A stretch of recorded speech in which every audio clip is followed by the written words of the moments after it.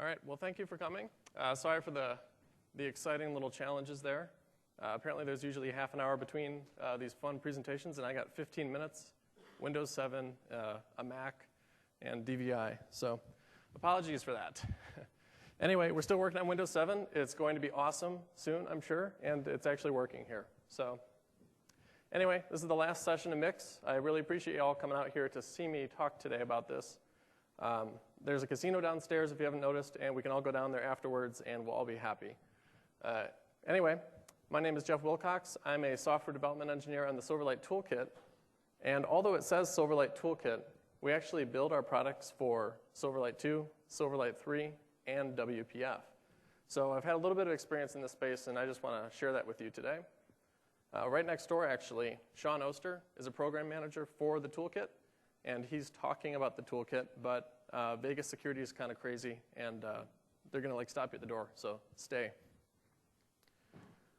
So anyway, I want to talk to you a little bit about the client platform vision. This is what Microsoft sees for the client platform. WPF is definitely something that people are interested in. You know, what's happening there? Silverlight's got a lot of excitement, but hey, WPF does some really good stuff. And actually, if you look at it, there's a ton of examples where Silverlight just doesn't, give you what you need. It's a plugin. It's got a great deployment story. But if you had to make like a point of sale application for a restaurant, you've got a barcode reader, you want to print stuff, you want to print receipts, that stuff's just not going to work with Silverlight. I honestly don't see Silverlight ever supporting a barcode reader, but don't quote me on that. Anyway, WPF is perfect for that. There's a security model. There's great stuff happening there. So there's this nice idea that, hey, I could build a Silverlight app today, and then, hey, just compile it. It's a WPF app. Great. Who knows why you'd want to do that? I try to tell you that. So you can become a .NET expert once at the end of the day. All these people sit here, they're like, hey, I'm learning Flex, I'm learning Flash, there's JavaScript. Maybe JavaScript's a little bit different, ActionScript, what's going on? Well, with the whole client platform that Microsoft has, you become a .NET expert once. So you've got a choice of your languages, Visual C#, Visual Basic, crazy dynamic languages, they're all choices for you. And a lot of people don't really think about that. They're like, hey, WPF is not the same as Silverlight. In fact, Silverlight's, kind of different. I want to kind of let you guys know, hey, it is the same. We're sharing a lot of stuff here. And in this new economy, everybody's saying it, but if you can kind of move your skills between all these different, technologies, if you're a Silverlight developer today, you can build a WPF app tomorrow, and vice versa. So you've kind of got a little bit more value to offer people. And instead of having to go out and buy a Flex developer or a designer for your Silverlight, have the guys that build your .NET enterprise apps learn about Silverlight, get their skills going, and then they're going to be able to add value to the organization that way. So anyway, the client platform vision at Microsoft is a pretty interesting one. Today we're not there, but we've got this vision of these great platforms where everything just works, everybody's happy, and everybody smiles while they're working with them. And we're going to maximize our reach with Silverlight. You can install it on the Mac. Someday, Linux, when Moonlight gets going on that. And today it works great on Windows. And when that doesn't work exactly for you, you always have this opportunity to kind of branch out, add value with WPF. So that's your barcode readers, your camera integration, any of those advanced features. Or if you want to stop around and install an app that lets you format the computer, you can do that great with WPF. It's not going to work with Silverlight today, for better or worse. So anyway, there's this whole idea of creating once and sharing everywhere. So XAML actually is completely compatible. If you build a Silverlight app, write namespace, point, click, build it in a WPF app, it's going to work. And that's really nice. If you work with designers a lot, they tend to take the programmer's XAML. I've got a rectangle. It's gray. It's a button. I'm happy with it. The designer takes it. They add like movies. It comes back 100K, but the app looks really sweet. That's their job, not mine, thankfully. Anyway, that's XAML compatibility, and Expression Blend, these designer tools, let that happen. It's really nice because without that, don't let your developers do all your designing. Things turn out kind of looking like Windows Forms, which isn't that cool. So anyway, great once, use it everywhere. That's your .NET code. If you have business apps, they just work. Same goes for testing. I built the Silverlight unit test framework, and the idea there was, hey, let's go for the subset compatibility there too. You write an app for Silverlight, you should be able to run it on the desktop framework as well, and we were able to accomplish that. And Microsoft's vision, of course, is always about having world-class developer and designer tools. If you went to any of the Visual Studio 2010 sessions at MIX, it's looking pretty sweet. I feel kind of silly using Visual Studio 2008 now because it just doesn't look that cool. Anyway, the current state today is that we've got Silverlight 3. The beta's out there. We've got the Silverlight toolkit bridging some of the gaps in compatibility. But at the end of the day, there are a lot of things that you can do to make this truly compatible. And we're working really hard to ensure compatibility. So on the WPF and Silverlight toolkit teams, we actually have a compatibility council. We'll sit down, we'll kind of yell at each other. Hey, you can't add that property wrap panel. It's not in WPF. Fights break out, we throw chairs, whatever happens. And then, at the end of the day, we'll have features that are compatible, and we're kind of dedicated to that. On the Silverlight toolkit team, we added wrap panel and dock panel. All these controls that are in WPF, we added them to Silverlight through the toolkit. And it was an interesting process because we wanted to add all the features of WPF, but yet had the limitations of Silverlight. So that's why there's the subset that we have, and it works happy. There's no special properties called, toolkit rocks on the wrap panel. We worked hard at that. You don't have to be a code ninja. It's good if you're a ninja when you're coding, but at the end of the day, you don't have to do any super crazy skills. If you're a decent programmer, you'll be able to step up and use preprocessor directives, I guess there are hacks. But at the end of the day, there are ways to work around the differences that are there today. So anyway, enough talking. I want to show you a little bit here about what would it mean to build a shared application today.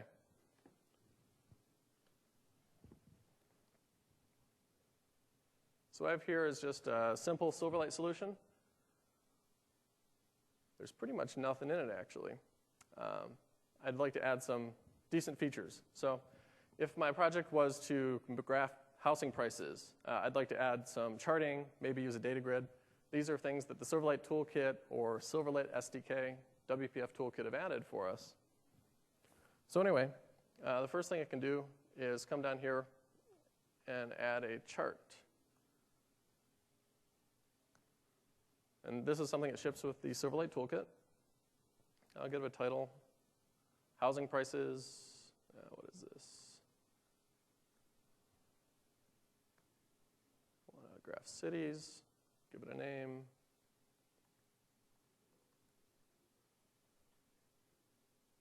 Anybody actually use the Silverlight toolkit charting hands?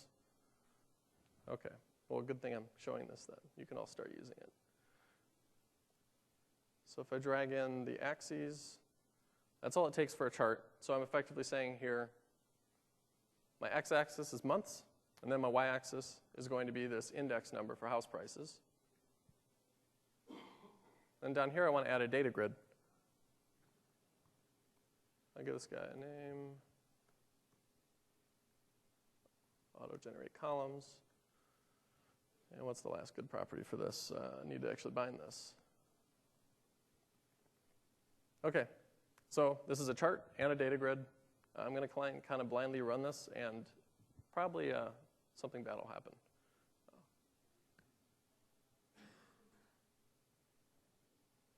Okay, so on the top, housing prices in this chart, and the bottom is the data grid showing the same information. This is Silverlight. I don't think it's amazing that the Silverlight app ran. This is Silverlight 3. And if I go behind the scenes, you will see here that I've done some data loading. I'm loading just some simple data off of a CSV file. I'm setting the item source in the bottom. This stuff's not that interesting. I'm going to post this sample app in the deck later if you want to take a look. And the common code, there's like a data point, there's date, there's an index, simple stuff. So I'm not going to jump into that. But at this point, we have a Silverlight app. It looks pretty. It works. The question is, what's it going to take to make it work for WPF? So if I open that up in WPF, this is a super empty application. So I have a window. There's nothing in it. So at this point, it's a completely blank canvas. So what I can do, though, is I can actually link directly to files from the Silverlight project. So I'm going to create a common directory here. I add an existing item.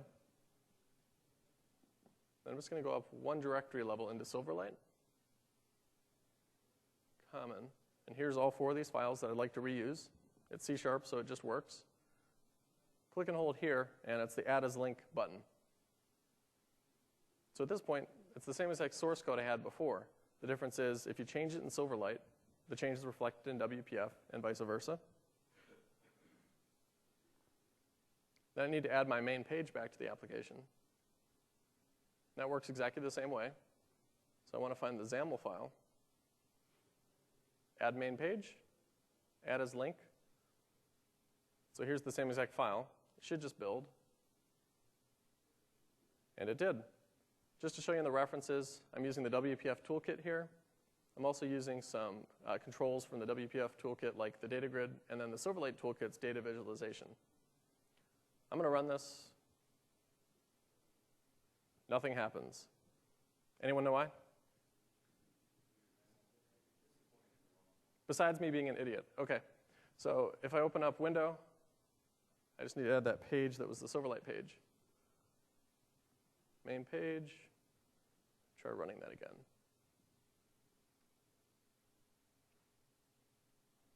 All right, so that looks a little bit better. Now, if you notice on the top, again, it's the chart. The bottom is the WPF data grid. What's interesting here is that that's actually a component on the top. It's the WPF version of data visualization that the Silverlight toolkit built. And every day, we do a build. You get the Silverlight 2 version, Silverlight 3 version, WPF. We've never released this, but tonight I'm going to go ahead and blog this. It's a little unsupported, so don't come yelling at us. Someday we'll come up with the right story for shipping this. But the important thing is, this is the complete Silverlight charting solution running in WPF. And our entire team, there's hundreds of files involved in that project. They're all done in the same compatible way.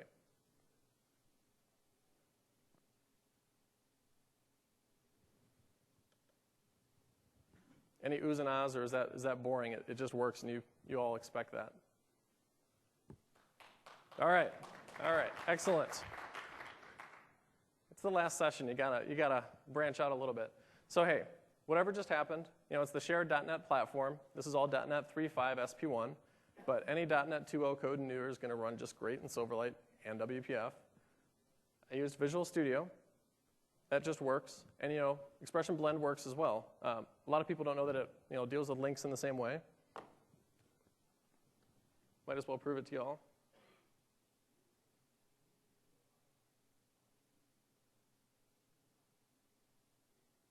So if I come into the application again, open this up with Expression Blend 3.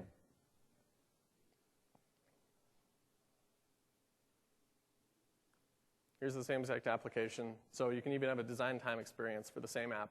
If I make changes here, it's reflected in the Silverlight app because it's the same exact file. So anyway, it's because of the shared components. It's the same Microsoft presentation platform is the reason this all just works for you. But I'm also using these rich controls that we've decided that we want to add as we can. So instead of Microsoft spending, I don't know, however many years it takes to develop a component, we have this ability in the toolkit to say, hey, we're going to build the chart. A couple of months later, we'll just release it. We'll see what people think. And so that's why we've got the Silverlight toolkit, and we didn't have a WPF equivalent. We can only kind of pick and choose what place we're going to spend our time. Well, over time, I think this is developing, and we're realizing that people would like it to be the same everywhere. And so that's one reason that the toolkits exist and are going to continue to have some great releases going forward. But the important thing here is this was the 100% source code case. I didn't change anything. It was XAML. It was C#. No specific hacks. And to be honest, this will probably never happen again in anyone's lifetime because it's just that simple and it's a demo. So what I really want to talk to you about is what is shared, what's different, and then we can eventually go into building a control that works for both. So the most important thing about the shared client platform is a special technology we call the GUI technology. This guy sits at the top, and at the end of the day, he kind of dictates what happens.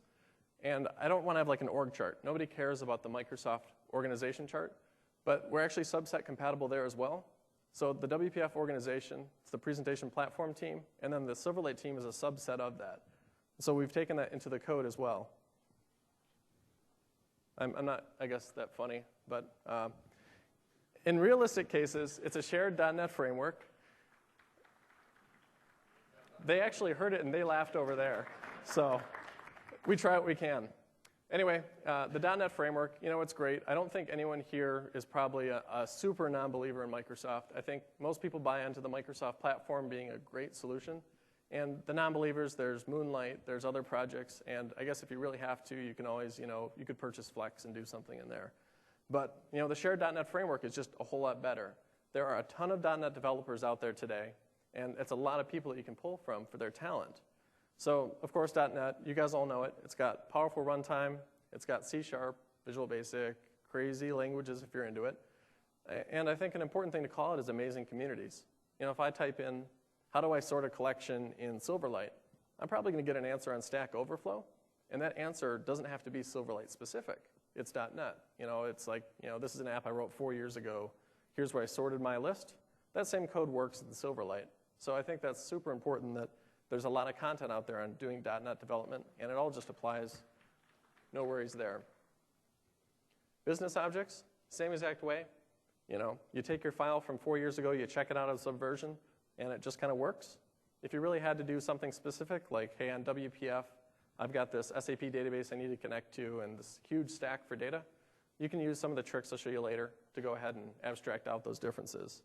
But for the most part, your business objects, they just work. Same references apply. At the end of the day, you don't have to buy 2 sets of books when you're doing Silverlight and WPF. It's all C#, it all just works. And that's because of the core building blocks. So I'm kind of assuming that people here are not all experts in Silverlight, and I apologize if that's the case because XAML is the declarative markup language in this whole presentation platform. And that's what the designers play with. That's what Blend uses. That's one of the core reasons that this story works. Cool. There's shapes, rectangles, all the basics. That stuff shared. There are no differences there. Visual tree. That's the concept of how your app builds from the user control into a grid or a layout container, eventually moves down. We know that stuff, at the end of the day, once you get your head around this idea of the visual tree, it just works in both places. And there's, again, nothing crazy to learn there. I'm not mentioning the logic tree because the logical tree is a different story in these cases. And then, of course, the managed framework, it's all the same. So data binding is built in this whole concept of dependency properties. The dependency properties are effectively the whole system that it's your property plus plus. So it's doing your change notifications. It hooks up a lot of these special properties. At the end of the day, we have that to thank. And again, it all just works. And I think the last two, these ones are kind of funny, and it's probably silly for me to call it out, but we're sharing the same darn controls. There's button, checkbox. Cool, it's in both platforms. People expect it, and it works the same. There's the grid, the stack panel. These guys are all just, exactly the same. I can't say that enough, I guess. So anyway, we are working really hard to improve the compatibility. At the end of the day, Silverlight 2, the beta came out a year ago, and it took us a whole year to get here at the Silverlight 3 beta. And that's because we're working really hard to add so many features to Silverlight. We don't want to, we're not at Silverlight 15 at this point because we're taking time to make great releases. Well, what that does is it actually opens up the toolkits to kind of innovate here. So we started the Silverlight toolkit half a year ago. And at this point, we've already had 3 releases. Just yesterday, we had the March 2009 release. And that was for both Silverlight 2 and the Silverlight 3 beta. So we can address your concerns really quickly. We're working to improve quality with every release. But at the same time, we're able to respond. People said, we would love to have layout transform in Silverlight. But it's just not there in Silverlight 2. And people are building Silverlight 2 apps today. So we went ahead and we added a control called layout transformer. You could insert transformers logo, something silly here. I didn't come up with the name. But the important part is, it is layout transform for Silverlight. And that's enabled by the Silverlight toolkit. Likewise, the WPF toolkit's doing the same exact work. Last year, we released that data grid. We released these calendar controls for Silverlight. People said, hey, what the heck? WPF needs this. Where is it? And that's the WPF toolkit initially. We did that work. And now .NET 4 and WPF 4, you'll find that some of those features are actually in the platform now. The big one to call out there is actually the Visual State Manager. And that's something that will be in .NET 4. So that's great news. So anyway, I've kind of mentioned it already, but the Silverlight toolkit, it fills that gap. We're developing new controls with a rapid cadence here. And again, if you went through this wall, you'd hear all about it. Sean Oster's talk, which is going on right now, will be on the site tonight at sessions.visitmix.com. And the Silverlight toolkit, I assume most people know how to find it, but we're actually moving to branch and move some of these into the core runtime. Not the core runtime, sorry. We're looking to move these guys into the Silverlight SDK as necessary. So if you installed Silverlight 2's toolkit, there was the autocomplete control, autocomplete box, there was the tree view, there was wrap panel and dock panel. Well, when you install the Silverlight 3 SDK, you actually get all these directly through there. You don't have to go to Codeplex, you don't have to build source, you don't have to download the release. All you have to do there is install Silverlight SDK, you'll find them right in there. So we'll look to continue to bring those into the platform as it makes sense. So anyway, here's all the stuff I've already said. There's this layout transformer control. There's these other things that if you thought there should be in Silverlight and you didn't see them, just take a look at the Codeplex, take a look at Silverlight Toolkit, and you'll find it there. And then again, the WPF Toolkit, that's where you find your calendar, date picker, and data grid. Now, we're actually also looking to move the themes. If you look online, there's going to be a brand new release tonight of the WPF Toolkit, where all the themes that we built for Silverlight are also being released for WPF. So find that tonight. So let's talk a little bit about actually building controls that work for Silverlight and for WPF. At the end of the day, there's a whole lot of crazy steps going involved here, but it's really pretty straightforward. Start with Silverlight, get your Silverlight app working great, and then incrementally do the changes that are necessary to make it work in WPF. So at the end of the day, what you're looking at is some little C# tricks and hacks, I guess. You want a partial class. Partial classes are used by the designers. It's what enables a great code behind story. So if you have a partial class, you can add WPF functionality. mycontrol.wpf.cs can be in your WPF project. Then your Silverlight alternative, it just doesn't have to include that file. So that's a nice way to incrementally add that value add for that platform. There's also this whole extension method story. You can write an extension method to abstract out the really disgusting code, if you want to call it that. You have these preprocessor directives. If Silverlight, do it this way. Else, do it another way. So if you abstract that out from your main class, your code paths look similar enough. You can do great work debugging and building your control. And then just abstract out the headache, I suppose, for the few situations where the compatibility is an issue. A couple weeks ago, I blogged something. It was a Gravatar control. So if you've seen these, you've got an email address, you get a photo. And when I was doing that, there were some differences in bitmaps. In WPF, you have a PNG decoder or a JPEG decoder. Silverlight simplified it a little bit there. So it's just an image decoder. And by abstracting that to an extension method, you don't even see it in the file. You write your control like you always do, and then you just one time write this abstract piece to not worry about it so much. So anyway, up here, if Silverlight, do your Silverlight stuff. Else, this is the ultimate hack. If you're a C++ coder, you're fine with this. C++ coders make their living on this kind of preprocessor directive thing. I think C# people, they're a little weary. Personally, I love it because it lets me actually share code like this. And it's a pretty clean solution if it's done right. So your source layout's important. If you build a folder where you have your Silverlight content and then a pure folder for WPF, it's really easy to use the linking technique that I showed you in the demo earlier to pull in these files. So what we're looking for is a Silverlight directory. You build your Silverlight control, control.cs, my generic themes.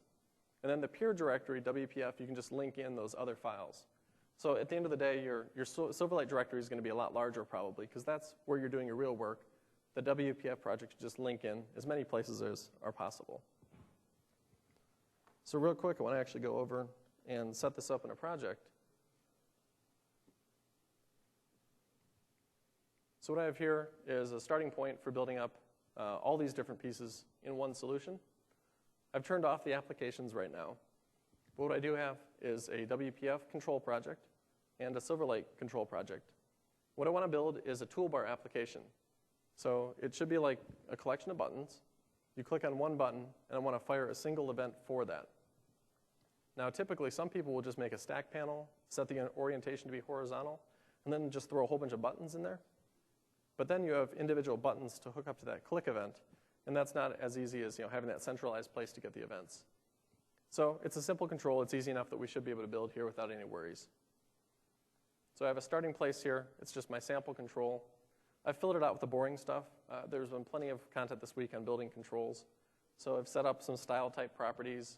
I've set the actual basic bits that I use in here. And I'm setting up the default style key as I would for Silverlight, because it's a Silverlight control right now. It's about to change. So if you look in here, oh boy.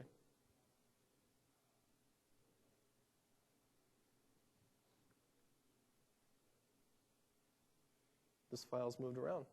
All right, well, how about I just show you the layout of the folders here. So I've got my application, and the app set up just like the one earlier, and then the controls directory. So in here I have my 2 peer folders, Silverlight and then WPF. WPF is completely empty. Silverlight has it there. So if I go to my WPF toolbar, again, I add this existing link. I'm going to navigate up one directory, find the Silverlight guy, add as link. So now it's gotten a little bit better, but it's not copied source. It's the same exact source. So any changes I make to the toolbar are going to automatically be pulled into that. So that's setting us up for the basics. Now if you look forward, there's dependency properties. This, again, is the core of the binding story. And in WPF, there's this idea of coerced dependency properties. You can make values kind of move around to get exactly where you're looking to have them. Well, we're not going to look at that today. In Silverlight, there is no coercion story right now. So you can hack it. We tried hacking it on the toolkit. And it works. You can look at the toolkit source to do that if you're really interested. But ideally, you just build a simple Silverlight control, have it meet your needs, and then kind of move on from that. Similarly, read-only dependency properties, same story. You can hack them, you can kind of simulate them. But at the end of the day, just build a dependency property, you'll build your control, and you'll actually probably save yourself some time in the process. So anyway, if I pull in dependency properties now, the first one I have is pretty straightforward. It's just a style that I want to set on every button that's in my collection. So I've got these styles. Farther down, I've set up just a standard style property changed property. And the reason that I didn't type this out is, I don't know if you guys use it, but we use snippets like all over the place. And dependency property snippets are like the perfect one. You write this code once, you ideally should never touch it again. So down here, I'm calling this update styles method. Otherwise, my DP, I can just file it away, never worry about it again.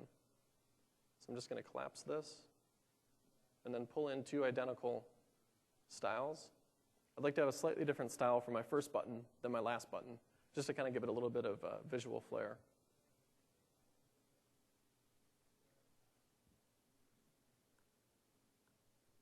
All right, so these are the dependency properties. But you also look, and there's going to be the routed event story. Now, WPF has this concept of routed events. You can do your event bubbling. You can manage that whole stack there. When it comes to how an event fires in Silverlight, though, we're just standing with we're sticking to the standard Silverlight story, which is you have your .NET event. You call your .NET event handler. It's going to fire the event. Well, hey, that works great in WPF, too. You don't have to use routed events at the end of the day. So that's what I'm going to recommend here. If you actually want to go in and define your routed events, you just create a partial class like we talked about, control name.wpf.cs, and then you define it in there, public static, your routed event declaration, and then you can call it pretty easily in your other source file. I have an example near the end of how to actually do that. But for now, I'm going to go ahead and just add some of these event handlers.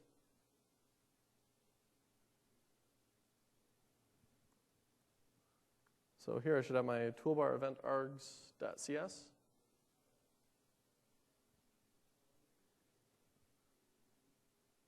And then I've already got this guy written. Not a lot of data I want to send here, but the important message is I'm actually deriving from routed event args. Routed event args is in WPF again.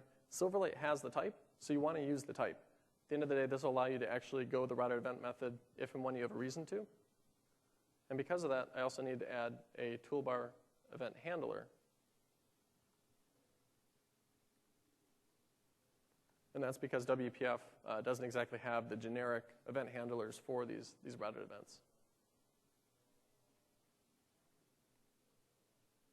So I've added these 2. Now I can go ahead and I can add them to my WPF toolbar. Silverlight toolbar, these 2, add as a link. Now I can actually define this guy if I want to. So this is going to be a public event toolbar event handler. I can just call it button click. So this is going to be the single event that you subscribe to whenever any of the buttons are clicked on.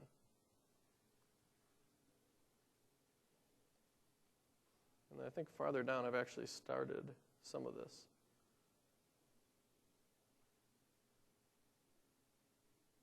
So here's your standard on toolbar button click.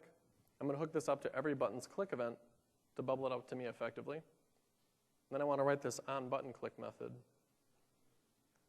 This can just be a virtual void toolbar event args.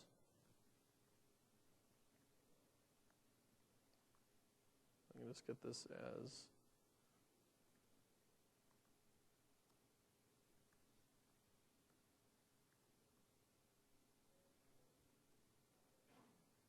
I can type, I swear. It's a Mac keyboard, guys. Dells just work.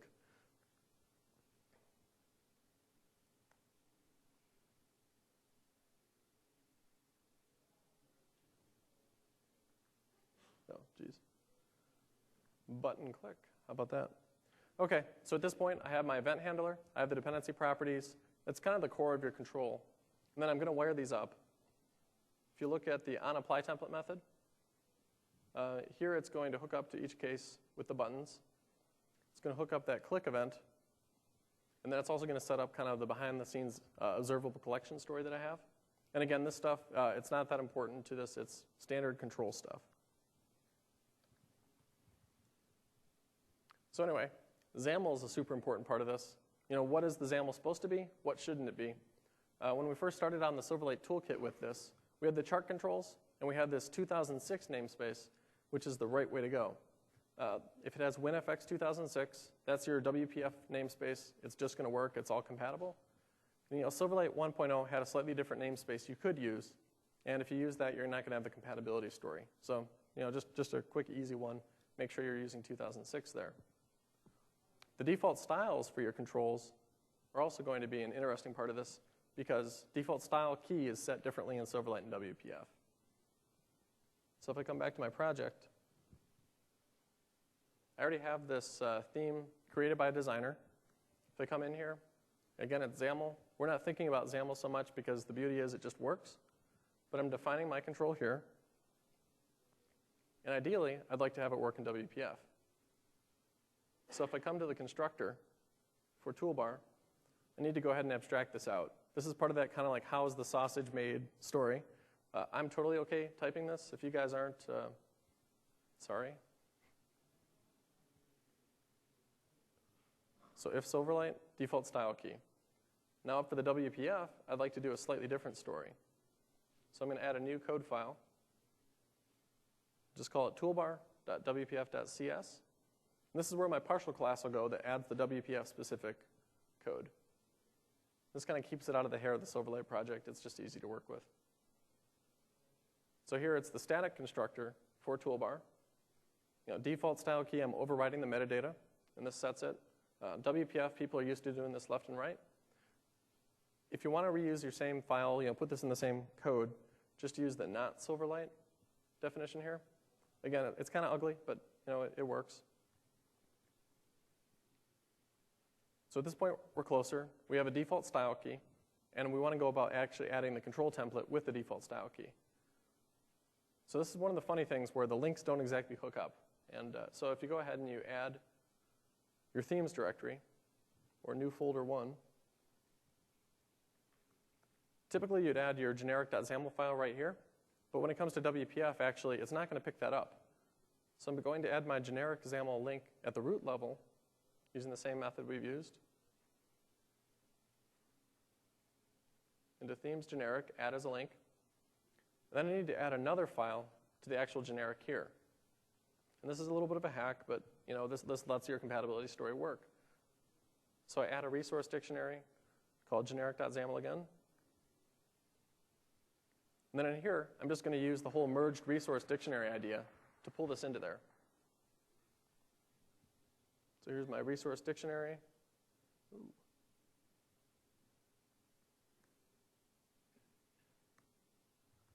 So you can see here, I'm just referring into my component, the generic XAML file at the root. And that's just going to let it work in WPF.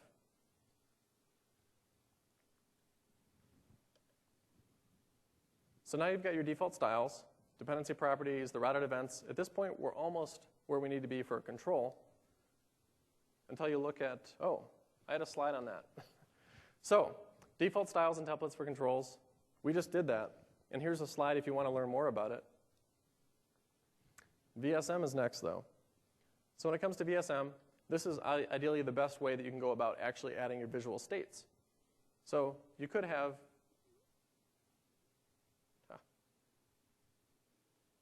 a control that uses your themes. Your designer does the whole WPF way. So this is going to be adding triggers or otherwise working with your styles. But Silverlight doesn't have triggers again, and that's actually pretty much a good thing. Blend works great because of this. So if you use VSM and you're happy enough to take a dependency on VSM from the WPF toolkit, then you can just use them exactly the same. That, of course, is the .NET 3.5 story.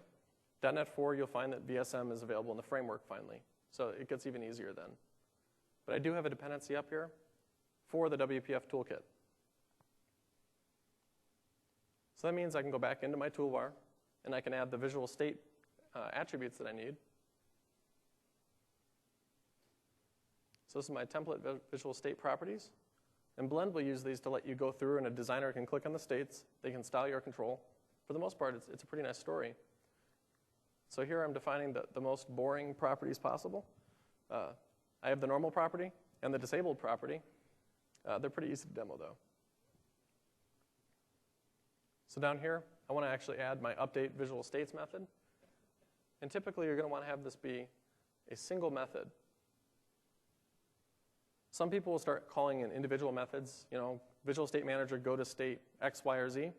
And there's an issue with that it's not centralized. So you'll start having discrepancies between your code. So it's pretty good to work pretty hard to spend the time to have a single method, manage the states that way, and it'll all kind of fit together and work.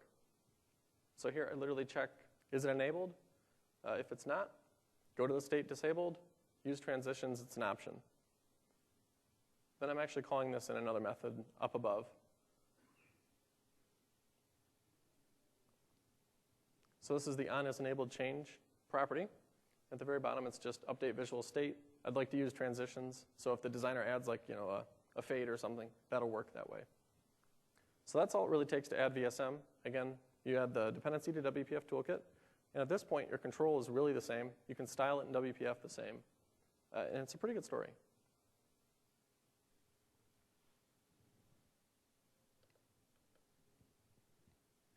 So at this point, there's wild hacks. The audience is kind of quiet because it's the last session at MIX. So I want to see hands on who says that hacks are bad. I see 5 hands. How many of you are okay using if Silverlight, else, that whole story? Okay, I like this. This I can deal with. So if you're happy with that, you can use the wild hacks. If you're not, in a couple minutes, you can walk out the door. So anyway, declare routed events. We talked about how to do it. You have your mycontrol.wpf file. It's just really easy to put all your partial stuff into. And again, it looks kind of ugly, but let's be honest, it works. So you can you split your call into multiple methods. I think if you're doing link coding, you're already familiar doing this. We do it all the time. You have your link statement, your where clause in another line, select one or whatever you're using. People are okay doing that. So here, I've broken up the selection changed method into a couple different lines with each parameter. And so what you see is actually the wrong code here. This slide sucks. So if it wasn't Silverlight, I'd want to call a routed event, and that's the routed event declaration for selection changed event. However, in Silverlight, we don't call methods that way. It's just a really simple, selection changed call. So in that case, I want to not call the first parameter and just have 2. Again, wild hack, but it works. And in the Silverlight, we took the autocomplete box from the Silverlight toolkit. We built it for WPF, and this was actually one of the only real changes between the two, other than the way that pop-ups are handled. So at the end of the day, for 3 lines of code or whatever, you can get a WPF control. That's a pretty good story. Helper extension methods and utility classes. Talked about this a little bit. If you write a single class, we've got one called Global Exception Handler. So what this does is you can define it in your code. You just hook up to it. You can grab into it saying, hey, should I intercept exceptions or not? And then the Global Exception Handler file, it's actually got the if-defs in that file. It'll say, if it's Silverlight, I hook up to the app model this way. If it's WPF, we do it slightly differently. And so in your code, it looks really nice. It's just, new up this type, set a value, react to events there. You don't worry about the differences behind the scenes. And that's been really successful for our team. Should be for you guys as well. So in case you haven't noticed, I haven't hit build yet. I'm not really sure if we're ready yet. But hey, let's find out what happens. Missing partial declaration. That's an excellent example. So here, public class toolbar. It's a partial class that we wanted. Build solution, getting a little closer. Forgot to include the common files. So this is, again, you link up your project at the start. So I'm going to add my common folder. And then just link in all those common items.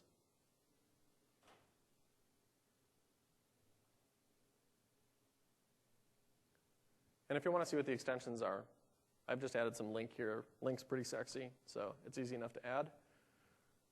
Go ahead and build. Succeeded. I approve of that. So now I can go ahead and I can load up my original apps. I built these just like the first one. So I started with Silverlight app. In here I've got some code behind. I'm just hooking up to the button. And then I want to show a message box when they're clicked. And then on the man page, there's a sample toolbar. I've got some buttons in there and the tags. It's a pretty simple control. So if I set this as the startup project, open this guy up. So here's our toolbar button. So on the left,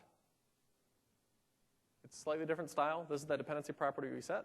On the right, again, it's a different style. You click on it, you get a message box with that tag. So at the end of the day, it looks like the same code because it really is in this case.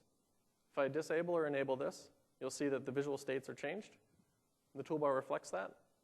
So that's Silverlight again, and it just works.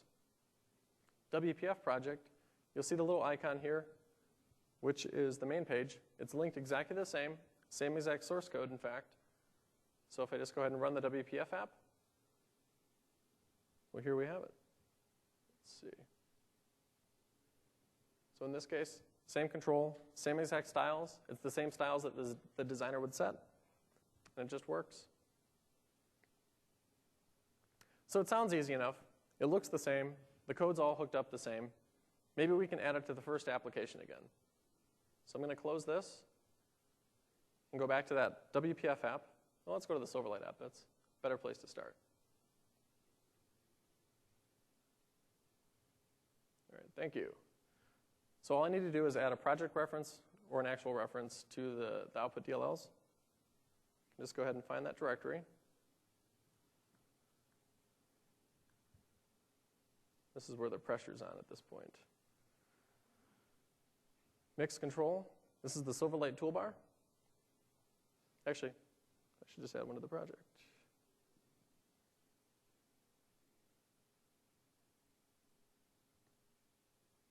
So mix control, controls, Silverlight toolbar, add the project. It should just build. It's the same exact code. Build succeeded. So let's add it into this app somewhere. First, you want to add the namespace. I'm just going to call it sample. And we should have a sample control somewhere in here. Maybe not. Build.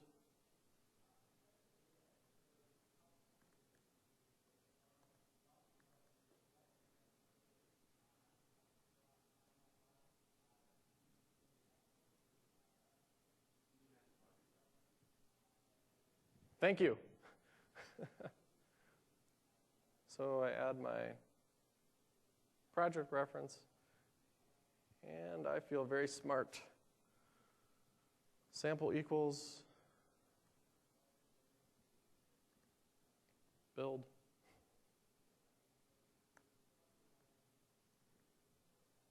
Excellent to whoever said that.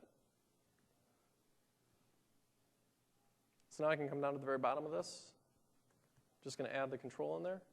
Sample toolbar. I could probably give it a name like toolbar. And I've got some sample buttons already defined. So these are just simple buttons. You have welcome, export, me, whatever. I can add more buttons, I suppose.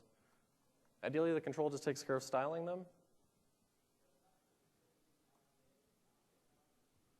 And I should just be able to run this again.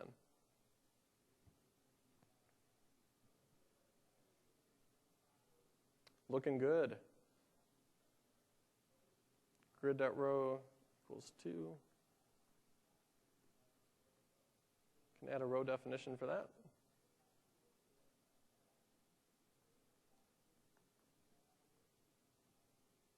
Now it might look a little bit better.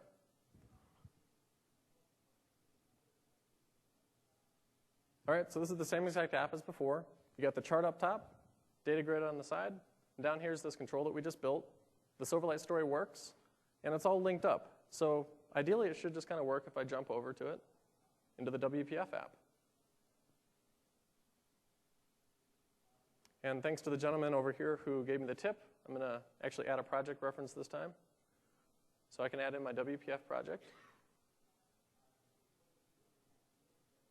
Then add my project reference, not a service reference.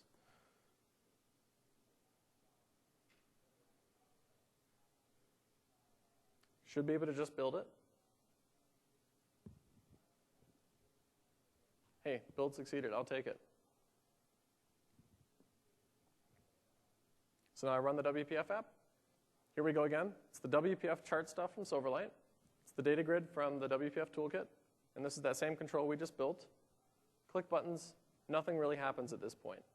But what we do have is we have an app that's 100% the same, XAML, C# code. It's shared between the two. So at this point, might as well add a little bit of value add. We say that a lot, but WPF, it's a lot slicker. You can do the cool stuff like format the computer or whatever, again, in WPF. So if I just add a new file here, I've got one called awesome.cs. If I build with awesome, the app should be a little bit more awesome than Silverlight. So here, doesn't look any more awesome. It looks the same.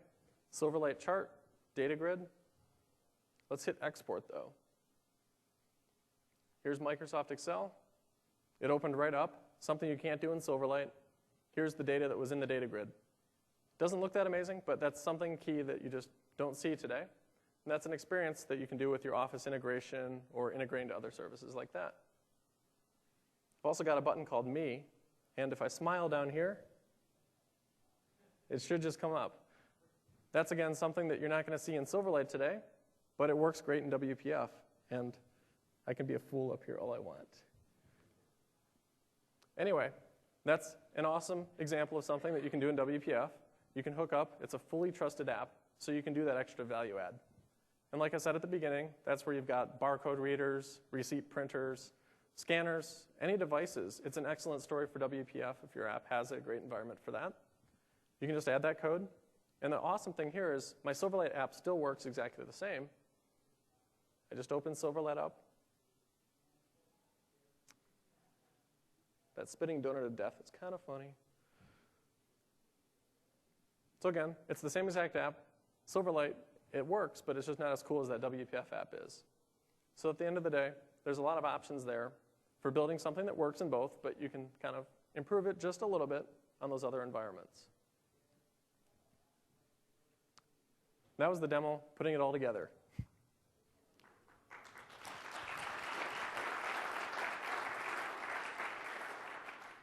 So anyway, I'm going to post this stuff tonight. In there, you'll actually find the charting components for WPF that we built from the Silverlight toolkit. David Anson also blogged it today, so you might find it. It's totally unsupported, but it looks pretty awesome here. So play around with it. Let us know what you think. And at the same side, we're going to go and look at other ways to improve this story.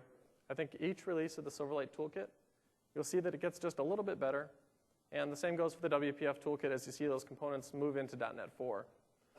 One thing I didn't talk about is the whole composite WPF story. So in WPF, there's this work that the Patterns and Practices team did. Very similar to this, but they actually built some really awesome tools. So using their tool, it'll handle the links for you. It'll do some subset compatibility work. And if I had like another hour and another week to prep, I would be happy to tell you guys all about that. But if you just go to compositewpf.codeplex.com, You'll find out about that there.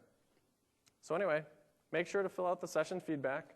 You have to give me extra bonus points because it's the last session and all that cool stuff. And there's a casino downstairs, so find your way there as soon as possible, I guess. And I'll also take your questions if you want to stay.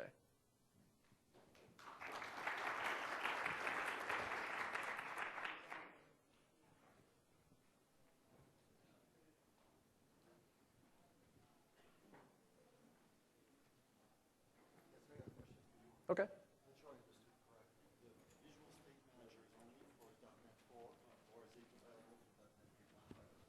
Okay, so the question was whether WPF Toolkit also adds the Visual State Manager in .NET 4. And the answer is it's actually in the WPF Toolkit today for .NET 3.5.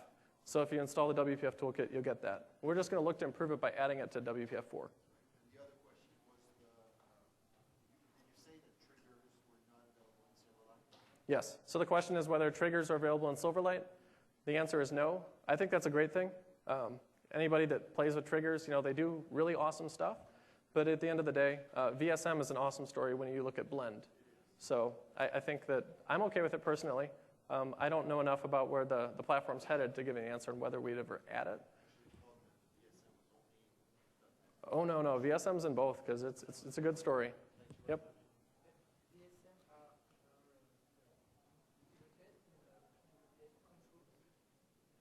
So the WPF controls today, they're still using triggers behind the scenes. I honestly don't know. Ian says yes. So, yes, it'll be awesome. Yeah.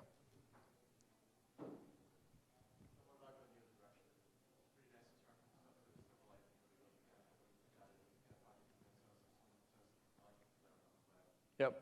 So the question is whether you can go the other direction. You can try it. We've thought about it. Yeah, it's kind of like you can do a lot of things, but you have to kind of be a kind of sick and crazy person maybe to want to put that pain on yourself. So I mean, I've seen people do it, and to be honest, we took wrap panel, we took doc panel from WPF, and we made it work on Silverlight. We had the source to refer to. We looked at like uniform grid, 0 lines of code to change for that. But then you look at something like TreeView, and it's just massively complex. The events are different. You hook up to them slightly differently.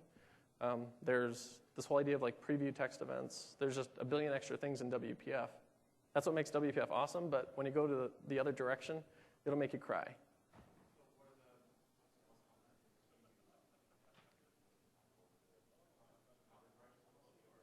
So actually, no, we effectively ported the WPF ones. I think port is it's not a great answer, but when you do port it, you have a chance to kind of just pull out the stuff that doesn't work and then kind of keep adding, incrementing on it until you get the experience you want.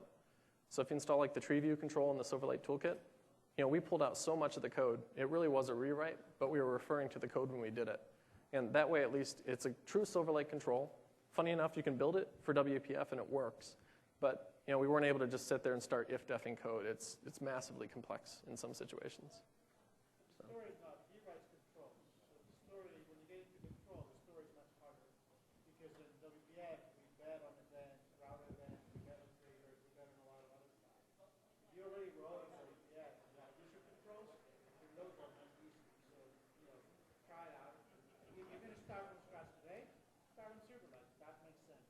There's no pain. But, if you already started, then you can figure it out.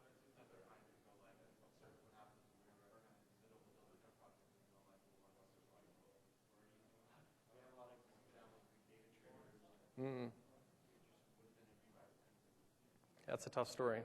It's better the other way. If you're halfway through a Silverlight project, if you could tell a client like, hey, for double the money, I'll actually build it for WPF too.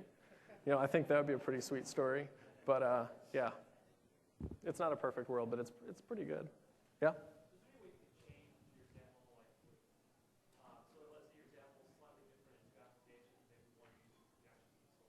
Yep. So like almost like a preprocessor directive for XAML? Yeah. I saw somebody that was talking about building one as like an MS Build compile task, and it works, but it's definitely not pretty. Like, I don't think any of us want to come up with a syntax for preprocessors in XAML. You're happy to? Put it on Codeplex, we might use it, in silly samples or something like this, but I think that's a crazy story. Yeah, so actually the autocomplete box control, it was really easy from a code standpoint, but the XAML pop-ups are different between the two. So it's actually, when we built it, it's not a link. That one's a copy. And in the source control system, we have a slightly different, branched version of the code.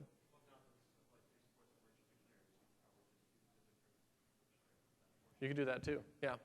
We're trying to build our controls for Silverlight 2 as long as we can, until Silverlight 3 RTWs. So we'll continue working there. But yeah. I found myself using a formatted text class in WPF, compute text height and things like that. Mm-hmm. It doesn't exist in Silverlight. Is there a recommended alternative? I do not know. In WPF too, but well, my requirement was to calculate that.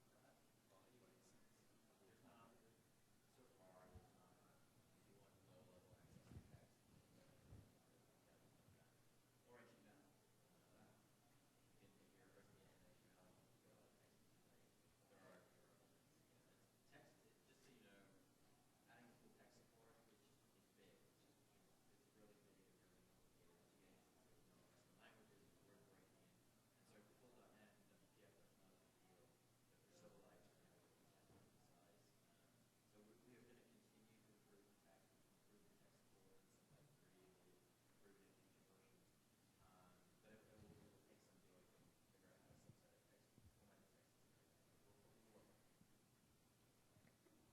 Yep. Are there any differences, nuances between doing multi-threading asynchronous in WPF, and then if you were to port that to Silverlight or be able to run on? Right. Well, in Silverlight, we try to make everything async. Like if you're using web client, you need to go async. So there's definitely differences there. I built some sample apps where I was using a lot of if-defs, but if you abstract it out, it's not that bad. The threading model is different. Like, in WPF, full.NET, you can take a delegate, you can begin invoke it. That's not in Silverlight right now. So if you look at that situation, like your code's going to look very different in those situations. But I think more often than not, you'll start with you want your interface to be the same, but a lot of times your helper libraries might be slightly different. I imagine that Silverlight, you've got cross-domain security, you've got other issues in play. WPF, you can kind of do whatever you want again. So I don't think you're going to use the same code there. If you are, it's possible though in many cases.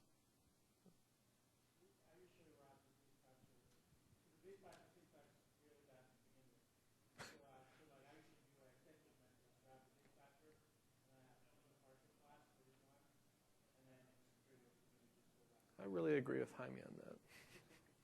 You don't agree that this? No, I really agree. I'm just glad someone else is saying it. But it works. Yep. So one thing to follow up on that we did is we abstracted the mechanism by which we do asynchronous work. So we just have a set of abstract interfaces that we go against. It's easy to swap it out that way. If we want to use dispatch or thread pool, parallel extension. Nice. I've seen a lot of people have to do that for testability of Silverlight 2 because web client, that stuff's all, hard typed. Yes?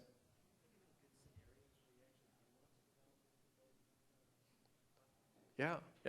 So the funny one again is that you built it in Silverlight and then you can get the client to pay you double for WPF. But realistically, I think at the end of the day, Silverlight 1 is going to reach more. So if you are building an app and you want to maximize reach, you have a lot of .NET developers, then at that point, you can build your app that's going to work in Silverlight. And then you can do like an XBAP or something in WPF for the Windows guys if you want to have them use the hardware or cameras, that kind of functionality. You can offer it, but still reach more people with your Silverlight alternative. It might just also be that you want to have your site in as many languages or as many systems as possible. So I could see that as being a case, but I also don't think that the PowerPoint team is going to build Silverlight version of PowerPoint and then port it to WPF using this method. So it is kind of unrealistic.